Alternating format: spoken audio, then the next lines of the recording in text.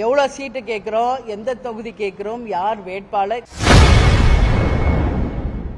2026 யாருடன் கூட்டணி என செய்தியாளர் எழுப்பிய கேள்விக்கு தேமுதிக பொதுச் செயலாளர் பிரேமலதா விஜயகாந்த் பதிலளித்துள்ளார். கட்சிக்கு தான் அப்படின்னு கிடையாது, இது எல்லா கட்சிக்கும் நடக்கிற ஒரு விஷயம்தான்.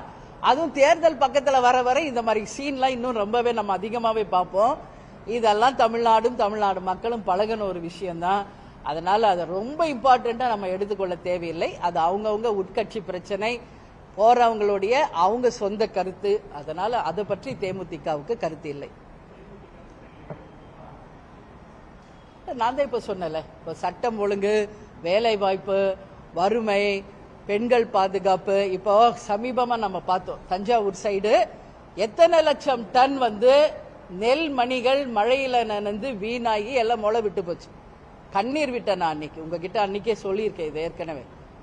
இந்த நிலைகள் எல்லாம் மாறணும். ஒரு விவசாயி அதை உருவாக்கி எவ்வளவு கஷ்டப்படுகிறார் அப்படின்றது ஒரு விவசாயிக்கு தான் அது தெரியும். அதை வீணா கொண்டு அதுக்கு ஒரு பாதுகாப்பான ஒரு குடோன் இல்ல, ஒரு ஷெட் இல்ல, பொது வெளியில வச்சு மழை வரப்போகுதுன்னு தெரியும்.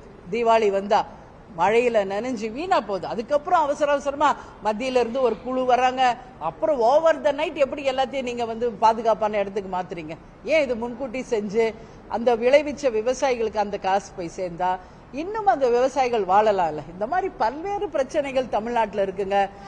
நம்மளுடைய மக்கள் நல பணியாளர்கள் எடுத்துக்கங்க, டாக்டர்ஸ், டீச்சர்ஸ், அதே மாதிரி செவிலியர்கள், மீனவர்கள், ஒவ்வொரு செக்டரும் நான் சொல்றேன். இன்னைக்கு டெக்ஸ்டைல் இண்டஸ்ட்ரீஸ் பெரிய பாதாளத்துக்கு போயிட்டு இருக்கு. விவசாயிகள் நிலைமை எல்லாமே இருக்கு. இன்னைக்கு வரி அதிகமாக செலுத்தியதுனால எக்ஸ்போர்ட் இம்போர்ட் பாதிச்சிருக்கிறது. தங்கம் விலை உயர்வுல தொடங்கி அனைத்து விலைவாசி உயர்வுகள் தொடர்ந்து ஏறிக்கிட்டு இருக்கு. மக்கள் வருமானம் குறைஞ்சிக்கிட்டு இருக்கு, விலைவாசி உயர்ந்துகிட்டு இருக்கு. இந்த நிலையெல்லாம் சரியாக ஆகணும்.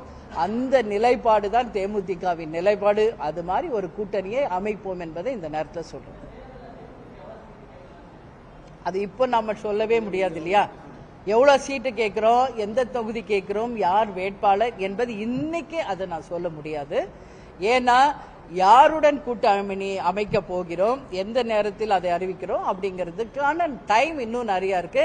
அந்த நேரம் வரும்போது பத்திரிகையாளர்கள் ஆகிய உங்களை நான் அழைத்து நிச்சயம் சொல்வேன். தலைமை கழக செய்திகளை உள்ளது உள்ளபடி தெரிந்து கொள்ள ரெஃப்ளெக்ட் நியூஸை சப்ஸ்கிரைப் பண்ணுங்க.